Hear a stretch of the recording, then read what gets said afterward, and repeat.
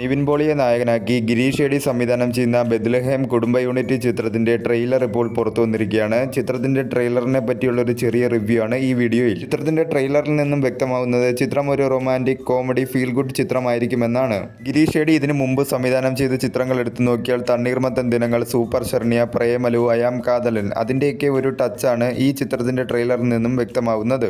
August 21 Onam റിലീസായിട്ടാണ് ചിത്രം പുറത്തിറങ്ങുന്നത്. നിവിൻ പോളിയുടെ ഒരു സേഫ് സോൺ ആണ് ഈ റൊമാൻറ്റിക് കോമഡി ഫാമിലി ചിത്രങ്ങൾ. അതുകൊണ്ട് തന്നെ ചിത്രത്തിനൊരു പോസിറ്റീവ് റെസ്പോൺസ് ആണെങ്കിൽ വലിയ രീതിയിലുള്ള ഒരു വിജയമാവുകയും ഓണം തൂക്കാനുള്ള സാധ്യതയുമാണ് കാണുന്നത്. വിഷ്ണു വിജയ് ആണ് ചിത്രത്തിന്റെ മ്യൂസിക് കൈകാര്യം ചെയ്യുന്നത്. നിവിൻ പോളിയുടെ നായികയായി ചിത്രത്തിൽ മമിത ബൈജു ആണ് എത്തുന്നത്.